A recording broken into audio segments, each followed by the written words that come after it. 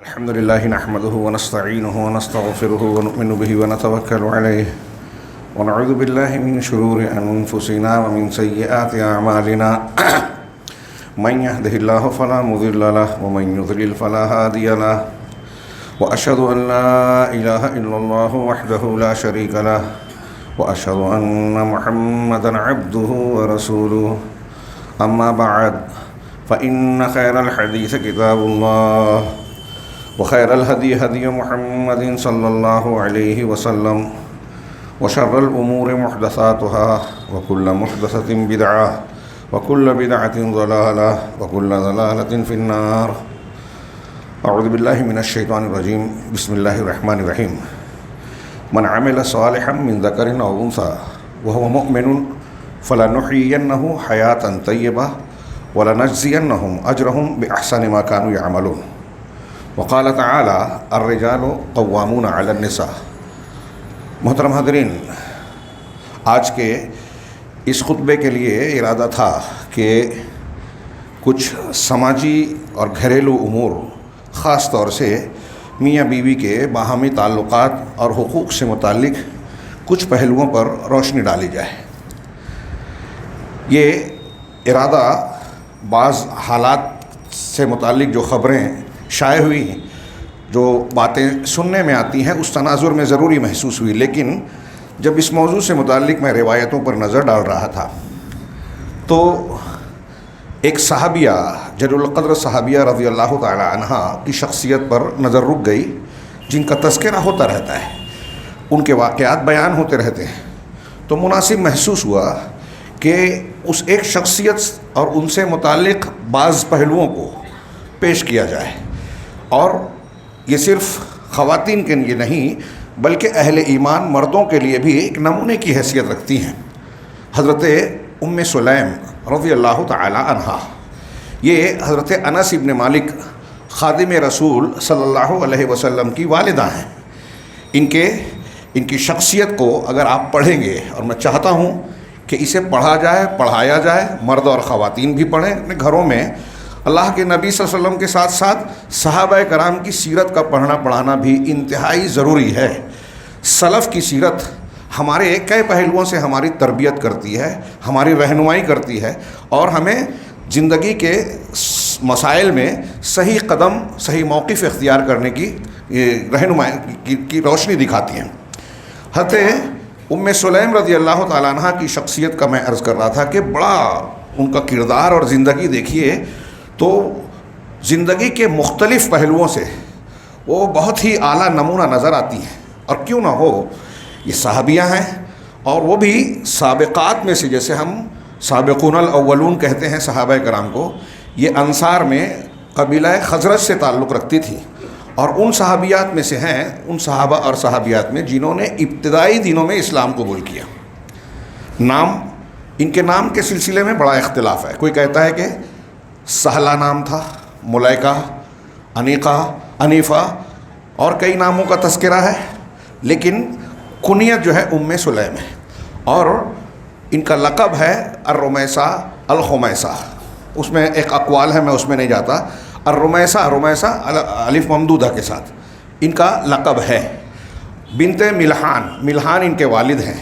انہی کے وہ سگے بھائی تھے جو بیر معونہ کے واقعے میں جب کفار و مشرکین نے نبی کریم صلی اللہ علیہ وسلم سے درخواست کی اور کہا کہ آپ ہمارے یہاں کچھ قرہ کو تعلیم دینے کے لیے بھیجیے، اور آپ نے 70 صحابہ کرام کو بھیجا، اور ان 70 صحابہ کو گھیر کر دھوکے سے شہید کیا گیا. ان میں سے ایک حرام ابن ملحان رضی اللہ تعالی عنہ بھی تھے، جو ان کے سگے بھائی تھے. جب انہیں پیچھے سے دھوکے سے نیزہ مارا گیا تو ان کی زبان سے یہ الفاظ نکلے جو آپ اور ہم سنتے بولتے رہتے ہیں: اللہ اکبر فزتو ورب الکعبہ، اللہ اکبر، رب کعبہ کی قسم میں کامیاب ہو گیا. یہ ان کے سگے بھائی تھے. ان کے کئی، اور ان کی بہن ام حرام، جن کے سامنے اللہ کے رسول نے غزوہ بحر کا ذکر کیا، انہوں نے کہا کہ مجھے اس میں شریک ہونے کی دعا کر دیجئے قسطن دنیا کا کہ وہ بخشا جائے گا. آپ نے دعا کی، اور اس میں اس سفر میں ان کی موت ہوئی، شہادت ہوئی. ان کے اکثر بھائی بہن مسلمان تھے. والد کا تذکرہ صرف نہیں ملتا. ان کی فضیلت کے لیے اگر کوئی ایک روایت پیش کی جائے تو میں سمجھتا ہوں کافی ہے ایک روایت ہے جو صحیح درجے کی صحیح بخاری میں ہے، اللہ کے رسول صلی اللہ علیہ وسلم نے فرمایا رأیتنی دخلت الجنہ، میں نے اپنے آپ کو دیکھا، یعنی خواب کا بات کا معاملہ ہے، اور نبی کا خواب سچا اور وحی پر مشتمل ہوتا ہے۔ میں نے اپنے آپ کو خواب میں دیکھا، فَإِذَا أَنَا بِالرُّمَيْسَةِ امرأۃ ابی طلحہ، تو میرے سامنے اچانک رمیسہ تھی، یعنی ابو طلحہ کی بیوی۔ اللہ کے رسول صلی اللہ علیہ وسلم نے کہا کہ ابو طلحہ کی بیوی، سمعت خشفۃ، اب یہاں ابی طلحہ کی بیوی آپ نے کہا، کچھ لوگ آج کل سوال کرتے ہیں کہ ہندو مذہب، عیسائی مذہب میں ایک طریقہ ہے کہ شادی سے پہلے لڑکی کے نام کے ساتھ باپ کا، والد کا نام ہوتا ہے، اور شادی کے بعد شوہر کا نام لگ جاتا ہے۔ اسی سلسلے میں نے ایک بزرگ سے سوال جواب کی کلپ سنی، اس میں انہوں نے شدت سے اسے حرام کہا، اور ہے حرام کہ باپ کے علاوہ کسی اور کی طرف نسبت کی جائے، لیکن اگر عورت کی شناخت کے لیے کوئی شوہر مشہور ہے اور اس کہا جائے کہ فلاں کی بیوی، جیسا کہ یہاں اللہ کے رسول نے فرمایا، اور امہات المومنین اکیلی ایسی خواتین ہیں جن کو ہم ازواج النبی یا زوجۃ النبی صلی اللہ علیہ وسلم کہتے ہیں، کہ نبی صلی اللہ علیہ وسلم کی بیویاں، مومنوں کی مائیں، بقیہ عورتوں کے والد کے نام سے ہی ان کا تسمیہ یا نام کا ذکر ہوتا ہے، لیکن شناخت کے لیے اگر میسز، جیسے ہمارے ہاں فلانا مرد فلاں لکھتے ہیں میسز کی جگہ، تو شوہر کی نسبت ہے تو یہ غلط نسبت نہیں ہوئی، یہ وہ حرام اور ناجائز بات نہیں ہوئی کہ شوہر کو، والد کو چھوڑ کر کسی اور کی طرف نسبت کی جا رہی ہے، یہ پہچان کے لیے۔ ہاں، ناموں میں جب ہم نام لیں گے تو والد کے نام کے ساتھ ہی ان کا تذکرہ ہونا چاہیے۔ اللہ کے رسول صلی اللہ علیہ وسلم نے کہا کہ میں نے دیکھا کہ رمیسہ ابو طلحہ کی بیوی ہے۔ یہ ایک جملہ جو صحیح بخاری کی حدیث ہے، یہ بتا رہا ہے کہ اللہ کے نبی صلی اللہ علیہ وسلم، صحیح مسلم میں بھی ہے، نبی صلی اللہ علیہ وسلم کی زبانی حضرت ام سلیم رضی اللہ تعالی عنہا کے لیے جنت کی بشارت ہے، اور جن لوگوں کو جنت کی بشارت دی گئی ہے وہ ایسے ہی نہیں ہیں، صرف رشتے اور تعلق کی بنیاد پر نہیں ہیں۔ اللہ کے نبی صلی اللہ علیہ وسلم کو اپنی والدہ کے تعلق سے استغفار کی دعا کرنے سے منع کیا گیا، باپ کے لیے منع کیا گیا، باپ کے بارے میں خود آپ کا بیان ہے کہ وہ بھی جہنم میں ہے۔ رمیسہ ام سلیم رضی اللہ تعالیٰ عنہ کے بارے میں کہہ رہے ہیں کہ وہ جنتی ہیں، ہمیں اس لیے پڑھنا چاہیے کیوں جنتی ہیں، اور ہمیں اگر جنت چاہیے تو ان کے کردار کو اپنی زندگی میں ڈھالنا چاہیے۔ اسی روایت میں آگے ہے جو اگلا حصہ ہے، بہت مشہور ہے کہ وَسَمِعْتُ خَشَفَةً، میں نے ایک پیروں کی آہٹ، پیروں کی آواز سنی، چانپ سنی، تو میں نے پوچھا کہ یہ کون ہے، تو مجھ سے کہا گیا کہ یہ بلال ہیں۔ حضرت بلال رضی اللہ تعالیٰ عنہ کو جنت میں ان کے پیروں کی آہٹ سنی۔ پھر میں نے ایک قصر دیکھا، وَرَأَيْتُ قَصْرًا، ایک محل دیکھا جنت میں، بڑا خوبصورت محل، اور اس کے صحن میں ایک بچی، صحیح مسلم کی روایت میں ہے کہ ایک نوجوان لڑکی، عورت وضو کر رہی تھی۔ میں نے پوچھا کہ یہ محل کس کا ہے، تو کہا گیا کہ یہ عمر فاروق کا ہے، عمر بن خطاب رضی اللہ تعالیٰ کا۔ تو میں نے چاہا کہ میں اس محل میں داخل ہو کر اس کو دیکھوں، فَأَرَدْتُ أَنْ أَدْخُلَهُ، میں اس میں جانے کا ارادہ کیا، لیکن حضرت عمر سامنے موجود تھے۔ آپ نے کہا فَذَكَرْتُ غَيْرَتَكَ، مجھے تمہاری غیرت کا احساس ہوا۔ ایک مسلمان کو اگر کوئی چیز بری لگتی ہے، اس کی عزت پر حرف آتا ہے، تو نبی صلی اللہ علیہ وسلم کا یہ کردار ہے کہ اس کی اس نفسیات کا خیال رکھا جائے، کسی کے گھر میں ایسے ہی نہ جائیں بغیر اجازت کے۔ جنت کی بات تھی یہ، وہاں تو کوئی مسئلہ ہی نہیں تھا، لیکن آپ نے کہا کہ مجھے عمر تمہاری غیرت کا خیال آیا، اس لیے میں داخل نہیں ہوا۔ یہ سن کر حضرت عمر نے کہا اللہ کے یا رسول اللہ علیک اغار، صحیح مسلم میں ہے فبکا عمر، عمر خوشی سے اللہ کا شکر ادا کرتے ہوئے رونے لگے اور کہا کہ اللہ کے رسول صلی اللہ علیہ وسلم، کیا میں آپ پر غیرت کروں گا؟ آپ کی شخصیت، آپ ہی کے ذریعے تو ہدایت ملی ہے۔ خیر، یہ صحیح بخاری کی حدیث ہے جس میں واضح طور سے دو صحابی اور ایک صحابیہ کے لیے جنت کی بشارت ہے، جس میں حضرت ام سلیم رضی اللہ تعالی عنہا بھی شامل ہیں۔ اسی طریقے سے ان کی فضیلت کے لیے یہ بھی کافی ہے کہ حضرت انس کہتے ہیں، جو ان کے بیٹے ہیں، حضرت انس کہتے ہیں کہ نبی صلی اللہ علیہ وسلم النبی صلی اللہ علیہ وسلم لم یکن یدخل بیتا بالمدینہ غیر بیت ام سلیم، کہ مدینہ میں اللہ کے رسول صلی اللہ علیہ وسلم ام سلیم کے گھر کے علاوہ کسی اور کے گھر میں داخل نہیں ہوتے تھے۔ لوگوں نے سبب پوچھا کہ آپ انہی کے گھر کیوں جاتے ہیں؟ تو انہوں نے کہا کہ ان کے بھائی میرے ساتھ شہید ہوئے، یعنی میرے حکم کی اطاعت میں، میرے شریعت اور حکم کی پابندی کرتے ہوئے ان کی شہادت ہوئی ہے، تو ان کی دلجوئی کے لیے، ان کی عزت افزائی کے لیے گویا میں ان کے گھر جاتا ہوں۔ انہی کے گھر میں ایک مرتبہ آپ سوئے ہوئے تھے، حضرت بدن سے پسینہ آنے لگا، حضرت ام سلیم اپنی ایک شیشی میں لینے لگی، آپ کی آنکھ کھلی، کہا ام سلیم یہ کیا کر رہی ہو؟ تو کہا اللہ کے رسول یہ آپ کا پسینہ ہے، بڑا خوشبودار، ہم اپنی خوشبو میں ڈالتے ہیں۔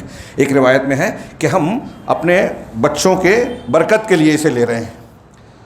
یہ حضرت ام سلیم رضی اللہ تعالیٰ عنہ کا فضیلت کے لیے اتنی دو ایک روایتیں ہیں، میں سمجھتا ہوں کافی ہے۔ اب ہمیں دیکھنا چاہیے ان کی شخصیت کا جو کردار ہے۔ جمعہ کے محدود وقت میں چند باتیں ہی آ پائے گی۔ شخصیت میں نے جیسا کہ کہا پہلو دار، مختلف الجوانب ہے ایک خاتون کے ہوتے ہوئے۔ جب انہوں نے اسلام قبول کیا، میں نے بتایا ابتدائی دور میں، جیسے ہی یہ مسلمان ہوئے، ان کے پہلے شوہر تھے مالک بن نضر، ان کو بڑا غصہ آیا کہ یہ مسلمان ہو گئی اور اسلام قبول کر لیا، ان سے تکرار اور بحث کی، یہ اپنے موقف پر جمی رہیں۔ پہلے شوہر نے انہیں چھوڑ دیا، چھوڑ کر چلے گئے۔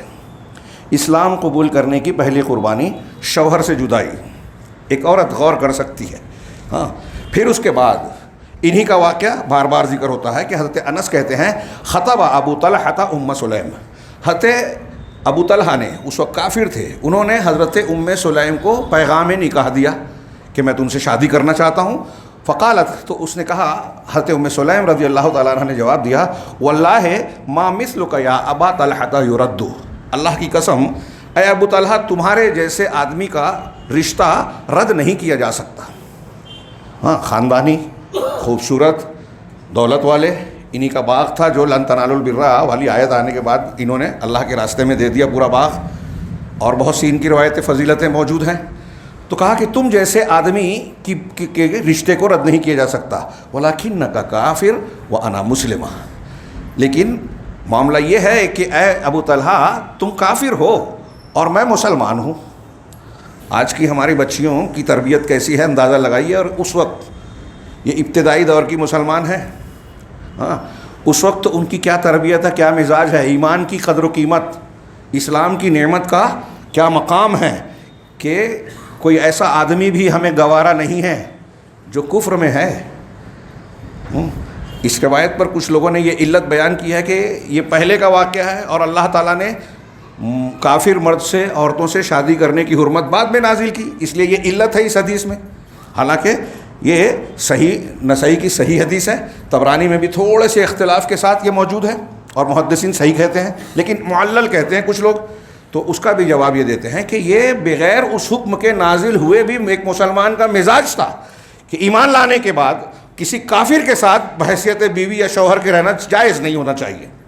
اور یہ قرآن کے مختلف آیات اور احکام میں جو ولا اور برا، رشتہ جوڑنے اور رشتہ کاٹنے، دوستی اور دشمنی کا اسلامی قاعدہ اور قانون ہے، جو توحید سے جڑا ہوا ہے، توحید کا ایک حصہ ہے بلکہ اس کا نتیجہ ہے، اس سے جڑا ہوا ہے کہ ایک آدمی اگر مسلمان ہے تو کافر سے کیسے دوستی رکھے، دوستی نہیں رکھ سکتا تو رشتہ اور رشتے میں بھی میاں بیوی کا رشتہ کیسے رکھ سکتا ہے۔ چنانچہ حضرت ام سلیم رضی اللہ تعالیٰ عنہ نے ان کو یہ اعتراف کیا کہ آپ کا رشتہ ٹھکرایا نہیں جا سکتا، لیکن آپ کافر ہیں اور میں مسلمان ہوں۔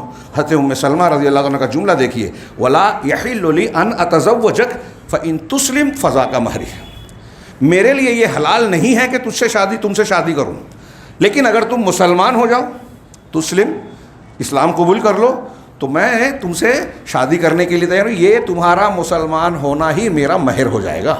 وَلَا أَسْأَلُكَ غَيْرَهُ، اور میں تو آپ سے اس کے علاوہ کوئی اور چیز نہیں مانگوں گی۔ فَأَسْلَمَ، بعض روایتوں میں یہ تفصیل بھی موجود ہے کہ حضرت ام سلیم نے ان کو یہ بھی سمجھایا کہ ابو طلحہ تم کفر میں ہو، سوچو جس بت کی تم پوجا کرتے ہو وہ کیا ہے، بڑھئی کو حکم دیتے ہو، وہ اپنے ہاتھوں سے اس کو تراشتا ہے، بناتا ہے، اگر اسے توڑو تو ٹوٹ جائے گا، جلاؤ تو جل جائے گا، وہ تمہارے کیا نفع نقصان کا مالک ہوگا، تم کیوں اس کی پوجا کرتے ہو۔ یہ دعوت بھی دی حضرت ام سلیم رضی اللہ تعالیٰ عنہ نے، اور اسی کو سوچنے سمجھنے کے بعد حضرت ابو طلحہ نے فیصلہ کیا کہ اسلام قبول کرنا چاہیے، کلمہ پڑھا، حضرت ام سلیم کے پاس آئے اور کہا کہ اب میں شادی کروں گا، شادی ہو گئی، حضرت ام فاسلم فکان ذالک مہرہا، یہی ان کا مہر تھا۔ حضرت ثابت بنانی جو حضرت انس سے اس حدیث کو روایت کرتے ہیں، وہ کہتے ہیں کہ میں نے اپنی زندگی میں کسی مسلمان عورت کا اس سے بہتر، اس سے اعلیٰ مہر نہیں دیکھا، جو حضرت ام سلیم رضی اللہ تعالیٰ عنہ کا مہر تھا۔ اب یہاں غور کیجئے، ایک شوہر نے چھوڑ دیا، ایک آدمی پیغام دے رہا ہے، دونوں کو رد کر رہی ہیں ام سلیم رضی اللہ تعالیٰ عنہ ایمان اور اسلام کی وجہ سے۔ کیا یہ چھوٹی بات ہے؟ آج کے ماحول میں ہم دیکھ رہے ہیں کیسے کیسے بے غیرتی کے واقعات رونما ہو رہے ہیں۔ ایمان کی قدر قیمت نہ مردوں میں ہے نہ خواتین میں، ایمان ضمیر لوگ چھوٹی چھوٹی قیمت اور فائدے کے لیے بیچ دیتے ہیں۔ آئیے اور ایک ان کے کردار کا ایک پہلو، حضرت ام سلیم رضی اللہ تعالیٰ عنہ غزوہ احد میں بھی شریک تھی، جو زخمی تھے، مجروحین تھے، ان کی تیمارداری حضرت عائشہ اور دوسری کئی صحابیات کے ساتھ پانی پہنچانا، زخمی صحابہ کرام کی تیمارداری کرنا، ان کے زخموں پر پٹی باندھنا، ضرورت کی چیزیں جو مہیا ہو سکتی تھی اسے فراہم کرنا، یہ کام انجام دے رہی تھی۔ ایسے ہی غزوہ حنین میں بھی شریک تھی۔ اسی ضمن میں بخاری مسلم وغیرہ کی ایک روایت میں ہے کہ ان ام سلیم اتخذت یوم حنین خنجرا، حضرت ام سلیم نے حنین کے دن ایک خنجر، اردو میں ہم خنجر کہتے ہیں، عربی میں جو اس پہ اعراب دیا گیا خنجر، ایک خنجر اپنے پاس رکھا، تھوڑا بڑا چاقو جو 2 دھاری تھا۔ حضرت ابو طلحہ نے، ان کے شوہر نے دیکھا، اس سے یہ بھی پتہ چلا کہ ایسے مقامات پر عورتیں جا سکتی ہیں جہاد وغیرہ میں، لیکن ساتھ میں محرم یعنی شوہر موجود ہونا چاہیے، محرم رشتہ دار ہونا چاہیے۔ تو وہ ابو طلحہ نے دیکھا، اللہ کے رسول صلی اللہ علیہ وسلم سے کہا یا رسول اللہ، فقال یا رسول اللہ هذه ام سلیم معها خنجرا، یہ ام سلیم ہے اور اس کے پاس خنجر ہے۔ تو آپ نے کہا، اللہ کے رسول صلی اللہ علیہ وسلم سے پوچھا کہ اے ام سلیم، یہ خنجر کس لیے؟ تو انہوں نے کہا فقالت اتخذتہ ان دنا منی احد من المشرکین بقرت بطنہ، میں نے یہ خنجر اس لیے پکڑ رکھا ہے، ہاتھوں میں لے رکھا ہے کہ اگر کوئی مشرک مجھ سے قریب بھی آیا تو اس کا پیٹ چاک کر دوں گی، پھاڑ دوں گی، اس کا پیٹ کاٹ دوں گی۔ اور آگے حضرت ام سلیم نے مزید کہتی ہیں، یہ سن کر فجعل رسول اللہ صلی اللہ علیہ وسلم یضحک، یہ سن کر اللہ کے رسول صلی اللہ علیہ وسلم ہنسنے لگے۔ پھر حضرت ام سلیم نے کہا یا رسول اللہ اقتل من بعدنا من الطلقاء، کہ یہ طلقاء ہے نا، نئے نئے مسلمان ہوئے، انہی کی سازش سے اور میدان چھوڑنے کی وجہ سے ہمارے لیے یہ تکلیف۔ غزوہ حنین میں پہلے حلے میں صحابہ کرام منتشر ہو گئے تھے، غیر متوقع طور پر تیروں کی بارش ہوئی تھی، پہلے چھڑ گئے، میدان میں صرف 3-4 لوگ رسول اللہ صلی اللہ علیہ وسلم کے ساتھ باقی رہ گئے، ابو سفیان، حضرت عباس رضی اللہ عنہما اور 2-4۔ تو حضرت ام سلیم کہہ رہے ہیں کہ یہ جو بھاگ گئے تھے، ان کے میں سے ان کو قتل کر دینا ان کو ایک لگا، کیونکہ ان کی وجہ سے ہزیمت کا اور یہ جو ہے مسئلہ بن رہا ہے، دوران جنگ کہہ رہی ہیں۔ تو اللہ کے رسول صلی اللہ علیہ وسلم نے کہا یا ام سلیم ان اللہ قد کفا و احسن، اے ام سلیم اللہ تعالیٰ نے ہمارے لیے کفایت کر دی، وہ کافی ہے، اور ہمارے ساتھ اچھا معاملہ کیا ہے، مشرکین کے سامنے ہم کو اچھی جو ہے حیثیت اور غلبہ عطا فرمائے گا۔ یہ حضرت ام سلیم رضی اللہ تعالی عنہ کی اللہ کے رسول اور دین سے محبت، دین کی غیرت کا پہلو تھا۔ اگرچہ ان سے غلطی ہوئی، لیکن حالات کو دیکھتے ہوئے انہوں نے یہ اندازہ لگایا کہ ان کی وجہ سے اللہ کے رسول صلی اللہ علیہ وسلم پر اور اسلام پر جو ہے آنچ آ رہی ہے، چنانچہ یہ ان کے کردار کا ایک پہلو ہے۔ اللہ کے رسول صلی اللہ علیہ وسلم جو ہنسنے لگے کہ ایک عورت سے اس قسم کا مزاج اور اس قسم کا، عورتیں ہتھیار سے ڈر جاتی ہیں، لڑائی جھگڑے کو دیکھ نہیں پاتی ہیں، خون قتل سے گھبراتی اور بھاگتی ہیں، یہ ام سلیم کا جگر تھا، بہادری اور ایمانی غیرت اور ایمانی قوت تھی کہ وہ یہ حوصلہ رکھ رہی ہیں کہ اپنے ہاتھ میں خنجر رکھ کے یہ حوصلہ رکھتی ہیں کہ کوئی مشرک اگر دشمن آئے گا تو میں اس پر حملہ کر دوں گی اور اس کا پیٹ چاک کر دوں گی، عام طور سے۔ اور آگے والے جملے میں بھی ان کی غیرت ظاہر ہوتی ہے۔ ان کی ایک روایت جو بہت ہی مشہور ہے، اور یہ واقعہ واقعی بڑا عجیب نمونہ ہے صحابیات کے باب میں، ہمارے لیے بہت درس عبرت رکھتا ہے، اور یہ کوئی نیا واقعہ نہیں ہے، آپ بارہا سن چکے ہیں، لیکن اس پر سن کر مزید غور کیجیے۔ حضرت ابو ہریرہ رضی اللہ تعالیٰ عنہ کہتے ہیں کہ اتا رجل رسول اللہ صلی اللہ علیہ وسلم، نبی صلی اللہ علیہ وسلم کے پاس ایک شخص آیا اور اس نے کہا فقال یا رسول اللہ اصابنی الجہد، اللہ کے رسول مجھے، جہد کہتے ہیں سختی مشقت نے پکڑ لیا. یہاں مراد تھا کہ میں فاقے سے ہوں, بھوکا ہوں, کھانا دستیاب نہیں ہوا, تو گویا اپنی حاجت پیش کی. نبی کریم صلی اللہ فارسل رسول اللہ صلی اللہ علیہ وسلم الی نسائہ, آپ نے اپنی بیویوں کے پاس آدمی بھیجے, پوچھا کہ کچھ کھانے پینے کی چیزیں ہیں. فلم یجد عندہن شیئا, تو ساری ازواج مطہرات کے پاس کچھ نہیں پایا. سوچئے تھوڑی دیر کے لیے, غور سے پڑھیے.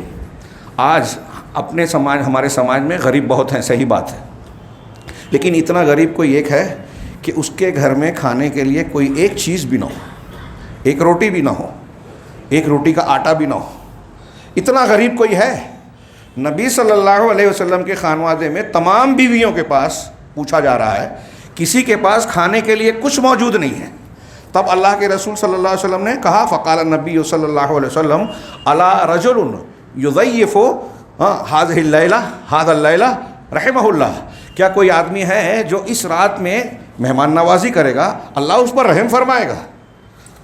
فقام رجل من الانصار, تو انصار میں سے ایک شخص کھڑے ہوئے. یہاں اس روایت میں صحیح بخاری میں یہی لفظ ہیں.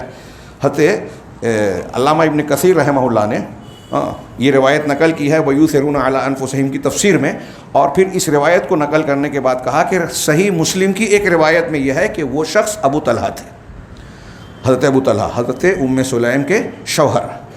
وہ ابو طلحہ تھے جو کھڑے ہوئے اور کہا کہ اللہ کے رسول میں ایسا کروں گا.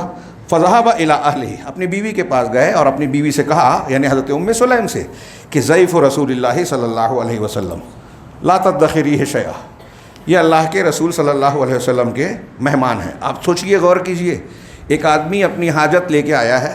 اس حدیث میں بعض روایتوں میں دوسرے الفاظ ہیں تھوڑے سے فرق سے, لیکن اس حدیث میں واضح ہے جو وہ بخاری کے الفاظ ہیں کہ وہ کہہ رہا ہے کہ مجھے جو بھوک نے ستایا ہے, پریشان کیا ہے, میں اس کا شکار ہوں, فاقہ مست ہوں. اس کو جو اپنی حاجت پیش کر رہا ہے, اللہ کے رسول صلی اللہ علیہ وسلم اور صحابہ اس کو مہمان کہہ رہے ہیں. وہ مہمان ہے ہمارا کہ ہم اس کو کھلائیں گے, اللہ رب العالمین ہم کو اجر و ثواب سے نوازے گا. وہ اسے نیکی کا موقع سمجھتے تھے کہ کسی پر خرچ کرنے کا موقع مل جائے. ہاں, یہ پیشہ ور لوگوں کی بات نہیں ہے, ان کی بات الگ ہوتی ہے, لیکن ایک آدمی پیشہ ور نہیں ہے, باغیرت ہے, وہ اگر آپ کے سامنے اپنی حاجت کا ذکر کر رہا ہے, اس کا مطلب یہ کہ اس کی ضرورت کا پانی سر سے اونچا ہو گیا, مجبور ہو کے وہ آپ سے کہہ رہا ہے.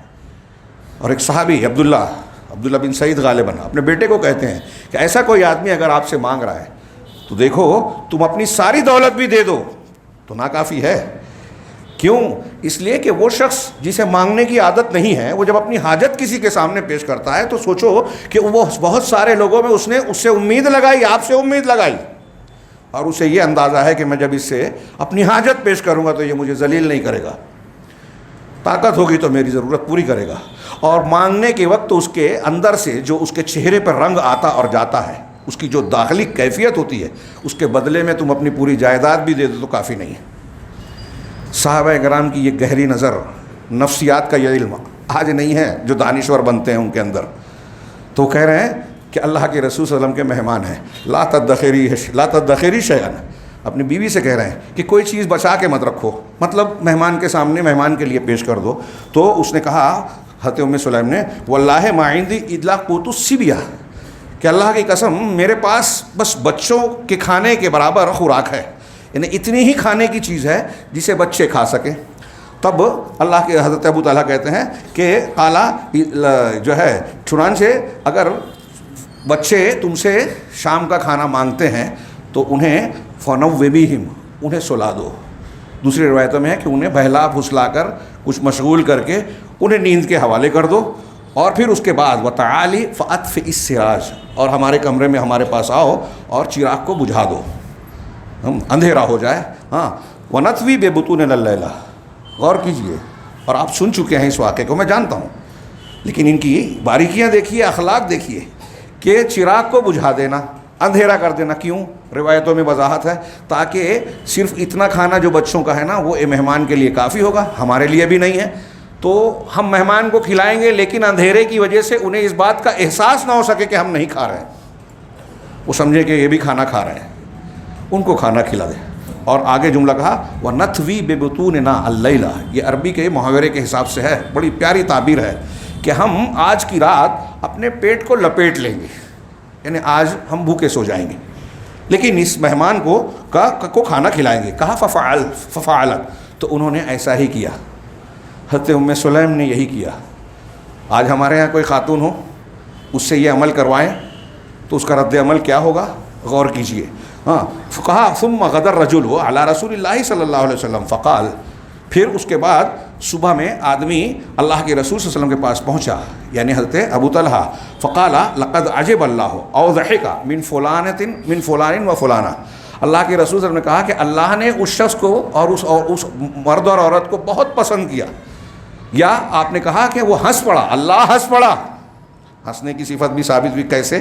وہ اللہ کے شایان شان جو ہے، تو اللہ ہنس پڑا، اور اللہ تعالیٰ نے یہ آیت اتاری ہے تمہاری ان لوگوں کی شان میں، وَيُؤْثِرُونَ عَلَىٰ أَنفُسِهِمْ وَلَوْ كَانَ بِهِمْ خَصَاصَةٌ، کہ وہ اپنے نفسوں پر دوسروں کو ترجیح دیتے ہیں۔ ایثار قربانی ہم پڑھتے ہیں، سنتے ہیں، بیان کرتے ہیں، کرتے نہیں ہیں۔ یہاں خود غرضی کا دعویٰ ہے، خود غرضی کا دورہ ہے۔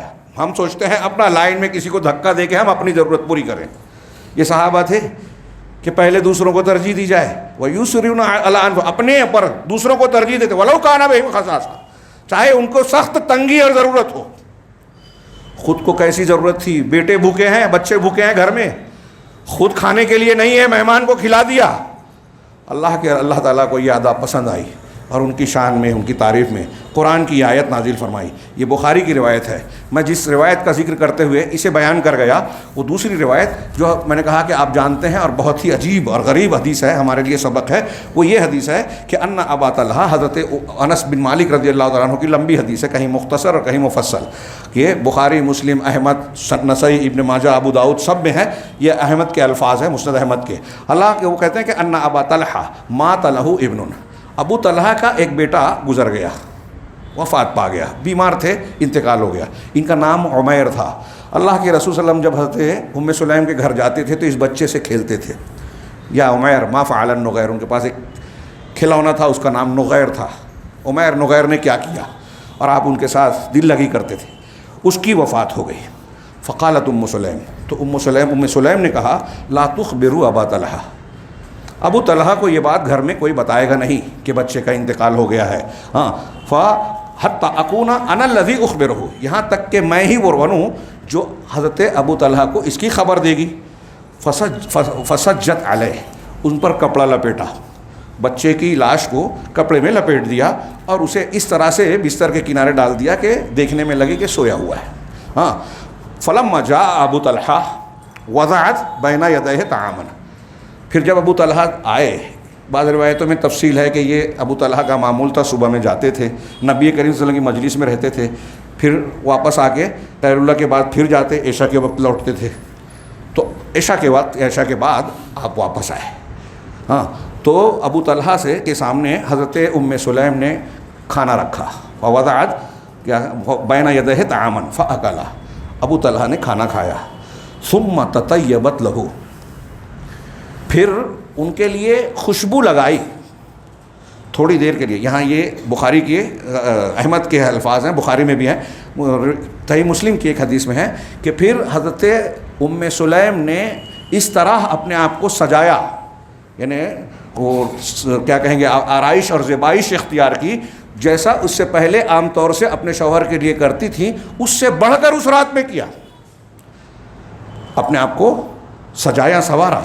تھوڑی دیر کے لیے سوچئے، مائیں بہنیں اور ہم سب سوچیں، آج ہمارے گھر میں میت ہو جائے، کسی بچے ہی کی کیوں نہ ہو جائے، کیا کوئی عورت یا ہمارا سماج یہ سوچ سکتا ہے کہ ایسے میں گھر میں آنے والے فرد کو، بچے کا باپ ہو، رشتہ دار ہو، اس کو کھانا کھلایا جائے، بیٹھ کے کھانا کھائے، پھر اس کے بعد اس کے لیے جو ہے خوبصورتی اختیار۔ اور یہاں میں ایک بات کی اور توجہ دلانا چاہتا ہوں، یہ ایک چھوٹی سی بات نہیں ہے، صحابیہ کا یہ کردار، صحابہ کا یہ کردار۔ حضرت ابن عباس کا ایک جملہ ہے، جب وہ آیت پڑھتے تھے وَلَهُنَّ مِثْلُ الَّذِي عَلَيْهِنَّ بِالْمَعْرُوفِ، کہ عورتوں کا بھی مردوں پر ویسے ہی حق ہے جیسے مردوں کا عورتوں پر ہے، دونوں کے حقوق ہیں۔ تو حضرت ابن عباس کہتے ہیں کہ جب میں نے یہ پڑھا تو میں نے سمجھ لیا کہ جس طرح ہم یہ چاہتے ہیں کہ ہماری بیوی ہمارے سامنے سج دھج کر، بن سنور کر، خوبصورت بن کے، زیب و زینت کے ساتھ آئے اور ہمیں دیکھنے میں اچھی لگے، ایسے ہی ہماری بیوی یہ چاہتی ہے کہ ہم اچھی خیریت پہ رہیں، لہٰذا میں اپنی بیوی کے لیے بنتا سنورتا ہوں مردانہ انداز میں، عورتوں والا طریقہ نہیں۔ آج ہمارے ہاں لوگ ایسے ہی سمجھتے ہیں، مردوں کی شان جو ہے مردوں کے اعتبار سے، تو میں سنورتا ہوں، صفائی اور خوبصورتی، خوشبو وغیرہ استعمال کیا جائے۔ یہاں حضرت ام سلیم کا اور کیسے موقع پر یہ ہے۔ آج ہمارے یہاں خواتین کو یہ سبق پڑھانے کی بہت شدید ضرورت ہے۔ جس چیز کے آپ کے شوہر مستحق ہیں، آپ اسے دوسروں کے لیے کرتی ہیں۔ گھر میں سنورنا چاہیے، شوہر آپ کے لیے اہم ہے، آپ کی دنیا ہے، وہ مقام اس کا ہے کہ اللہ کے رسول نے صلی اللہ علیہ وسلم نے فرمایا کہ اگر کسی کو سجدے کا حکم اللہ کے علاوہ دیتا تو بیوی کو کہتا شوہر کو کیا مقام ہے۔ اس مقام کو سامنے رکھا جائے اور پھر اس کے حقوق کو آپ کی زندگی میں اگر آپ شوہر کو خوش کرتے ہیں، اس کی پسند کی چیزوں کو اختیار کرتے ہیں تو اس کا فائدہ آپ ہی کو ملنے والا ہے۔ ہمارے یہاں بہت سارے جھگڑے ہوتے ہیں، بہت سارے مسائل پیدا ہوتے ہیں، اور اس سلسلے میں مردوں اور خواتین کے معاملے میں دونوں طرف سے زیادتی ہوتی ہے۔ میں یہ صرف ایک پہلو نہیں کہہ رہا ہوں، لیکن خواتین کا طبقہ اس سلسلے میں بڑی بے توجہی کا شکار ہے۔ جہاں اللہ کے رسول ہم کہہ رہے ہیں کہ اپنی ضرورت کے لیے وہ بلائے تو تمہیں تنور چھوڑ کے جانا چاہیے، ورنہ فرشتے رات بھر لعنت کرتے ہیں ایسی خاتون پر۔ ہاں، یہ دیکھیے کہ ان کے لیے خوبصورتی، تجمل، آرائش اختیار کی جائے، بنا اچھا کپڑا ان کے سامنے پہنا جائے، شادی بیاہ اور دوسرے موقعوں پر نہیں، وہاں پہنے نہ پہنے، شرعی آداب میں رہ کے منع نہیں ہے، لیکن شوہر کے سامنے آرڈر ہے، حکم ہے۔ اور بیوی کے لیے شوہر کی جو اہمیت ہے، ظاہر سی بات ہے کہ اگر وہ شوہر کو خوش رکھتی ہے، شوہر کی توجہ اپنی طرف مبذول رکھنا چاہتی ہے، شوہر کی محبت اس کے لیے قائم رہے، یہ چاہتی ہے، تو ان امور کو اختیار کرنا چاہیے جو اس کے لیے ضروری ہیں۔ اس میں سے ایک یہ ہے کہ آپ ان کے لیے بنے سنوریں۔ ہمارے یہاں گھروں میں عورتیں گندی اور بے زیب و زینت رہتی ہیں، اور جب کہیں نکلنا ہوتا ہے تو سوال یہ ہے کہ کیا غیروں کے لیے آپ کی زیب و زینت ہے، شوہر کے لیے نہیں ہے؟ اس بارے میں ہمارے یہاں اتنی بے توجہی ہے، اور میں سمجھتا ہوں بہت سارے گھروں میں جو ناچاکی، جھگڑے، میاں بیوی کے درمیان تناؤ پیدا ہوتا ہے، وہ ان امور پر جو چھوٹی چھوٹی محسوس ہوتی ہیں توجہ نہ دینے کا نتیجہ ہے۔ بعض مرتبہ علیحدگی کی شکل میں یہ آتا ہے، اور عورتیں اتنی جرأت مند ہو جاتی ہیں کہ شوہر کی ضرورت پوری نہیں کرتی ہیں، شوہر پر زیادتی کرتی ہیں، بستر الگ کر لیا، مائکے چلی گئیں، نتیجہ دوسری شادی، تناؤ، دل میں نفرت کا پیدا ہونا، اس کا بڑھنا۔ بعض مرتبہ بچوں یا کسی مصلحت کے تحت اگر معاملہ رکا بھی رہتا ہے، طلاق خلا نہ بھی ہو، تو وہ محبت جو گھر کو جنت بناتی ہے وہ موجود نہیں رہتی۔ علامہ ابن قیم نے کہا کہ کتنے میاں بیوی ایسے ہیں کہ ایک دوسرے کے مزاج کے خلاف معاملات کرتے ہیں، جس سے ان کے اپنا گھر ان کے لیے جہنم بن جاتا ہے۔ کاش یہ سمجھتے اور ہم مزاج اور شرعی اصولوں کے مطابق اگر ایک دوسرے کے حقوق کا خیال کریں تو وہی گھر ان کے لیے جنت ہوگا۔ اگر نہیں جم رہی ہے اور گھر جہنم ہے تو یہاں بہتر یہ ہے کہ دونوں علیحدہ ہو کر اپنے ہم مزاج اور دیندار سے شادی کریں، تب انہیں پتہ چلے گا کہ اللہ نے میاں بیوی کے درمیان کیسی لذت اور کیسی جنت رکھی ہے۔ لیکن بہت سے لوگ اس جنت سے محروم ہیں۔ یہ علامہ ابن قیم کی بات کو میں نے اپنے الفاظ میں بیان کیا۔ تو حضرت ام سلیم، اور یہاں قابل توجہ بات یہ ہے، ہاں آج ہمارے یہاں لوگ دیندار بنتے ہیں، لیکن ایسے موقعوں پر ہمیں محسوس ہوتا ہے، میں محسوس کرتا ہوں کہ غیر مسلموں کا مزاج ہمارے یہاں دکھائی دیتا ہے۔ میت ہو جائے تو لوگ، بھوک بھی لگی ہے تو گھر کے لوگ کھانا نہیں کھاتے کہ ابھی میں کھاؤں، خاص طور سے خواتین اور عورتیں، کیونکہ وہ گھر ہی میں رہتی ہیں۔ مردوں کو دوست احباب باہر لے جا کے کہیں کھلا پلا دیتے ہیں، چائے پان کرا، وہ گھر میں بیٹھی ہیں، لاش رکھی ہوئی ہے، تو انہیں خود کے لیے نہیں تو دوسروں کے لیے رونا پڑتا ہے۔ عجیب معاملہ ہے ہمارے معاشرے کا کہ اصول، ضابطے، اس سے زیادہ ہمیں اس بات کی فکر ہوتی ہے کہ لوگ کیا کہیں گے اگر میں کھانا کھا لوں، ابھی تو کہیں گے دیکھو گھر میں میت تک کھانا کھا رہا ہے۔ ہاں کھائیں گے۔ ام سلیم کو دیکھیے، بیٹے کا انتقال ہوا ہے، بیٹا مرا ہوا ہے، لاش رکھی ہوئی ہے، خود ہی رکھی ہے، اپنے شوہر کو کھانا کھلایا، کھلانے کے بعد ان کے لیے خوشبو، بنا سوا بناؤ سنگار اختیار کیا، اور پھر فاصاب منہا، انہوں نے اپنی ضرورت پہ پوری کی۔ مسلم شریف کی ایک روایت میں دیکھ رہا تھا کہ ان کا کہ اپنے بستر پر ابو طلحہ جب لیٹ گئے تو ام سلیم سج دھج کر خوشبو لگا کر ان کے قریب گئیں، ان کی خوشبو سے ابو طلحہ ان کی طرف متوجہ ہوئے اور دونوں نے اپنی ضرورت پوری کی۔ اللہ کے رسول صلی اللہ علیہ وسلم نے جب سنا تو یہ تعجب سے پوچھا. اس روایت میں یہ ہے کہ کیا ایسا ہونے کے باوجود ام سلیم اس بات کو جانتی تھی کہ بچہ مر چکا ہے, اس کے باوجود تمہارے لیے بن سنور کر تمہاری ضرورت پوری کی, تم کو خبر نہیں تھی؟ کہا ہاں اللہ کے رسول. اس پر اللہ کے رسول نے دعا دی دونوں کو. یہ کوئی معمولی کردار نہیں ہے. اور یہاں آپ غور کیجئے کہ ایک عورت کا, ایک صحابیہ کا صبر و ضبط, اللہ کی تقدیر پر راضی رہنے کا مزاج کتنا اعلیٰ ہے, کتنا بھرپور ہے, آج ہم سوچ نہیں سکتے. ہمارے بچے, ہمارے یہاں ہر معاملے میں تو لوگ دیکھتے ہیں کہ لوگ کیا کہیں گے, اگر ایسا کر لیں تو لوگ کیا کریں گے, شادی میں یہ نہ کیا تو لوگ کیا کہیں گے, وہ نہ کیا, اور لوگ نہ بلانے پہ ناراض بھی ہو جاتے ہیں. غیر اسلامی مزاج. دوسری شادی بری بات ہے, ہمارے یہاں یہ مزاج ہے, جس کا اللہ نے حکم دیا, رسول نے عمل کیا, وہ ہمارے نزدیک ناقابل قبول ہے.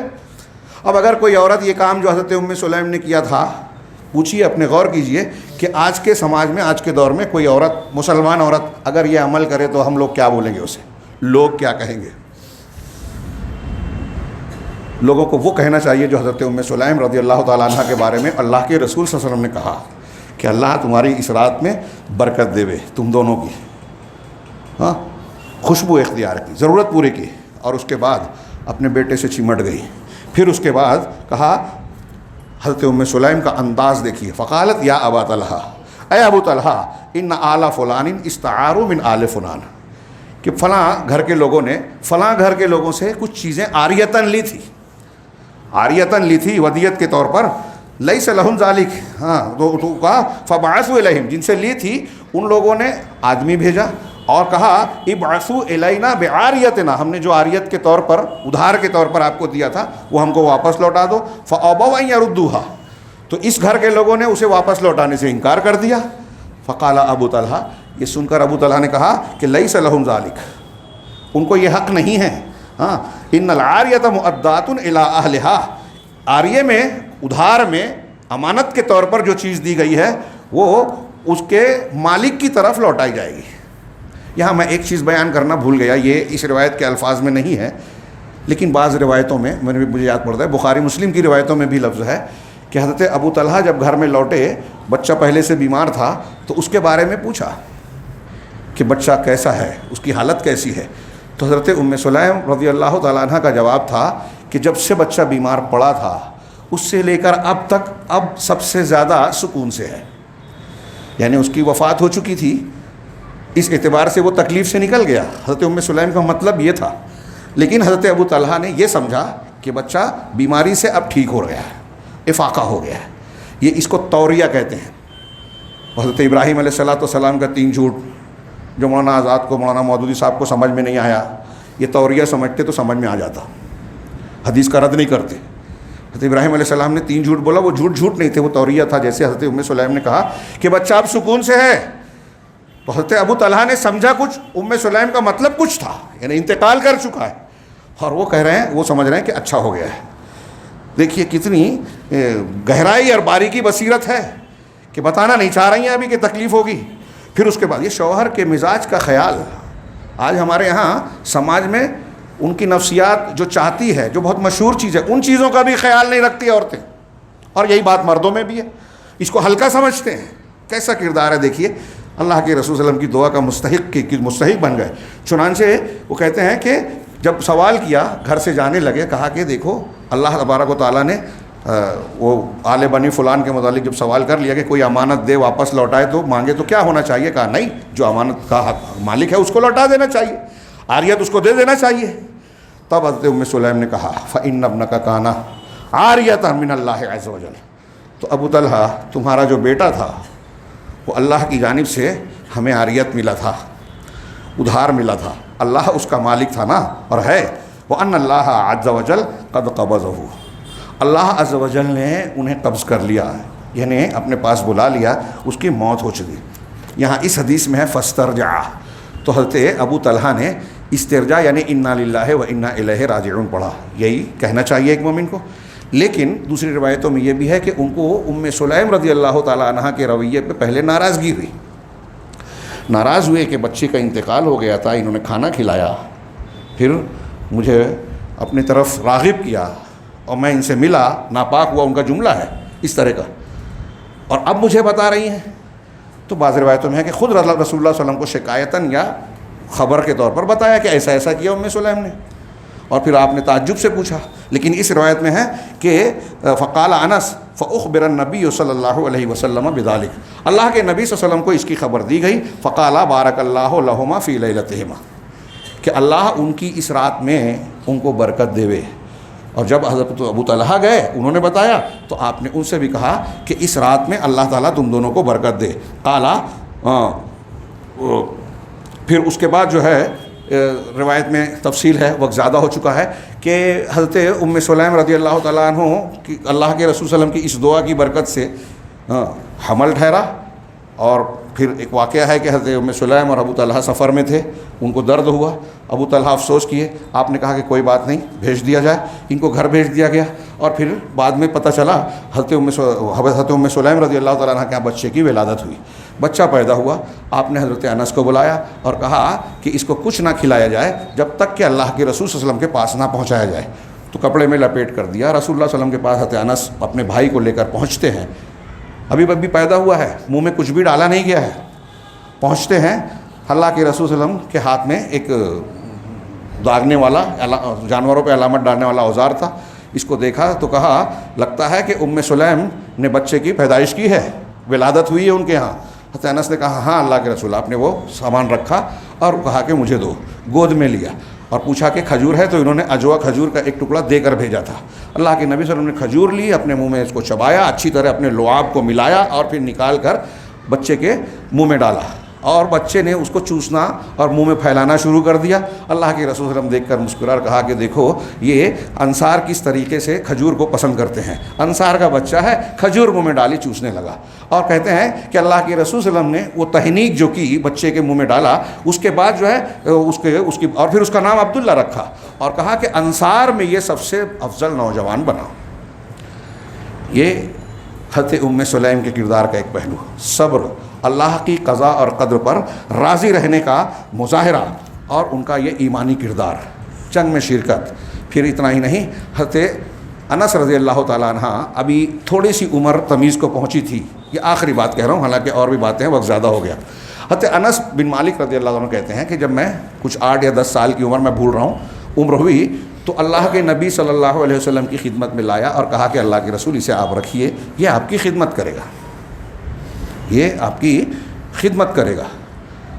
حضرت انس رضی اللہ تعالیٰ عنہ اسی بنیاد پر خادم رسول ہو گئے. آج ہمارے ہاں بڑے بڑے لوگ خواب دیکھتے ہیں. آج آپ بھی حضرت ام سلیم رضی اللہ تعالیٰ عنہ کی طرح اپنے بچے کو اللہ اور اس اللہ کے دین کے حوالے کر سکتے ہیں، رسول اللہ صلی اللہ علیہ وسلم کی خدمت کے حوالے کر سکتے ہیں. کیسے؟ کہ وہ آپ کے دین کا خادم بن جائے، دین سیکھے. لیکن ہمارے یہاں مزاج یہ پایا جاتا ہے کہ بچہ اگر دین پڑھ لے گا تو کمائے گا کیا، کھائے گا کیا. آج ہمارے یہاں موجودہ ترقی یافتہ معاشرے کی جہالت ہے یہ کہ تعلیم کو رزق سے، معیشت سے جوڑ کر دیکھتے ہیں. ڈگری ہوگی تو کمائے گا، اور اس کے لیے پیسہ لگا کے خرچ کرتے ہیں. بولتے ہیں یہ تو ہم کاروبار میں جیسے لگایا جاتا ہے یہ اسی طرح لگا رہے ہیں، سرمایہ کاری کر رہے ہیں. تو پھر بعد میں وہ کمائے گا. ڈاکٹر بنائیں گے تو زیادہ کھینچے گا، انجینئر ہوگا، وکیل ہوگا، جیسا ہوگا. عالم کیا کمائے گا؟ قرآن و حدیث یا علم کی جو فضیلتیں آپ پڑھیں گے، سلف کے ہاں جو مزاج دیکھیں گے، تعلیم کو دولت یا معیشت سے نہیں جوڑتے تھے. یہ زندگی کی ضرورت ہے، یہ انسان کو انسان بنانے کی چیز ہے. اس کو ہم نے کنارے کر دیا. وہ بگڑا بھی رہے تو چلے گا، کمانے والا ہونا چاہیے. حضرت ام سلیم کی اس کردار میں اور صحابہ اور تابعین میں، پورے تاریخ میں، اہل ایمان میں یہ ہم کو سبق نظر آتا ہے کہ علم کو اہمیت دی جائے.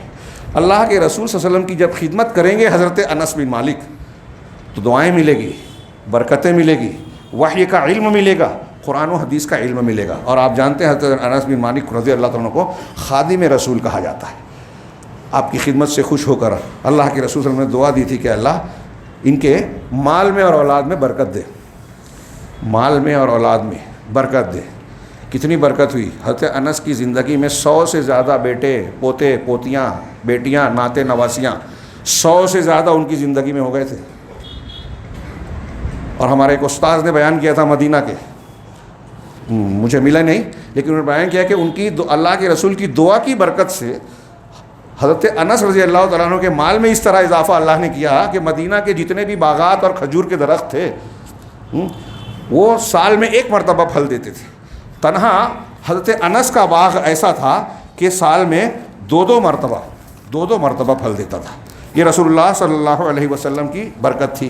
یہ میں نے آخری بات کہی. ایک جملے میں ایک دو بات کہ ایک لمبی حدیث میں آپ یہ بھی پڑھ سکتے ہیں کہ حضرت ام سلیم رضی اللہ تعالیٰ عنہ نے اپنے گھر میں ایک یتیم بچی کو پال رکھا تھا، اس کی کفالت کرتی تھی. وہ واقعہ ہے کہ اللہ کے رسول صلی اللہ علیہ وسلم نے ان کو دیکھ کر کہہ دیا لا کا برسی نک، تو وہ شکایت لے کے آئیں. حضرت ام سلیم نے جا کے پوچھا تو آپ نے بتایا کہ میں جس کے لیے ایسا کہوں یہ اس کے لیے برکت کی بات ہے. خیر، تو حضرت ام سلیم کے یہاں ایک یتیم اور لڑکی تھی. ہمارے گھروں میں آج کہیں نظر آتا ہے، چھوٹے ہوں بڑے ہوں، اگر آپ برکت چاہتے ہیں، اگر آپ چاہتے ہیں کہ اللہ آپ کی مدد کرے، اگر آپ چاہتے ہیں کہ اللہ آپ پر خرچ کرے تو خرچ کرنا سیکھیے. غریبوں، یتیموں، کمزوروں کی مدد کیجیے، اللہ آپ کی مدد کرے گا. یہ میں نہیں کہہ رہا ہوں، بیسیوں قرآن و حدیث کے نصوص میں موجود ہے، بیسیوں بلکہ 50 کہیے. اللہ فی عون العبد ما کان العبد فی عون اخیہ. اللہ بندے کی مدد میں رہتا ہے جب تک بندہ اپنے بھائی کی مدد کرتا رہتا ہے. میں اور یتیم کی کفالت کرنے والا جنت میں اس طرح ہے. اب ہمارے یہاں آج کے سماج میں آج تو نوبت ماں باپ کو بھی گھر سے نکالنے کی بن رہی ہے، اولڈ ایج ہوم میں ڈالا جا رہا ہے. رشتوں کی کوئی حیثیت ہی نہیں رہ گئی ہے، پتہ ہی نہیں ہے کون کس کا کون ہے، اور خیال بھی نہیں رہتا. صحابہ کرام یتیموں کو پالتے تھے، رشتوں کا خیال رکھتے تھے. ہم آج یتیم کی کفالت کا معنی یہ سمجھتے ہیں کہ کوئی یتیم خانہ بن جائے تو ہم وہاں چندہ دے دیں، میں بس ہمارا یتیم کی کفالت کا کام پورا ہو گیا. جی نہیں، یتیم کو اپنے گھر میں لائیے، بیٹے بیٹی کی طرح ماں باپ کی محبت اور پیار دیجیے، کفالت کیجیے. صحابہ کرام گھروں میں لاتے تھے، اور یہ بھی ہے کہ صحابہ کرام اس کو جنت کا ذریعہ اور راستہ، اور یہ کہہ کر کہ اللہ اور رسول نے ان کے ساتھ حسن سلوک کا حکم دیا ہے، اس لیے ہم پر لازم ہے کہ ان کے ساتھ برا سلوک نہ کریں. اپنے بیٹوں سے پہلے ان کا خیال کرتے تھے. کوئی چیز لائی تو سگے بیٹے سے پہلے یتیم کو دیتے تھے. حضرت ام سلیم نے ایک یتیم بچی کو بھی اپنے پاس پرورش کے لیے رکھا تھا، اور اس کو ان کی پرورش کرتی تھی اور بیٹی کی طرح ان کا خیال رکھتی تھی. اسی طریقے سے ایک پہلو یہ بھی ہے کہ حضرت ام سلیم رضی اللہ تعالیٰ عنہ صحابیات میں، عالمہ صحابیات میں مانی جاتی ہیں. کئی مقامات پہ آپ کو ملے گا کہ صحابہ کرام میں کسی مسئلے پر اختلاف ہوا تو حضرت عائشہ، ام سلمہ، امہات المومنین کے پاس جس طرح وہ جاتی تھیں، نبی کریم صلی اللہ علیہ وسلم وہ حضرت بعض مرتبہ حضرت ام سلیم کی طرف بھی رجوع کرتی تھی. حضرت انس کی تو بہت ساری روایتیں ہیں. حضرت ام سلیم نے بھی، جو حدیث کی کتابوں میں ہے، علماء نے بتایا کہ کم از کم 14 حدیثیں ان سے مروی ہیں، اور ان سے بعض مسائل میں بڑے دلچسپ واقعات بھی ہیں.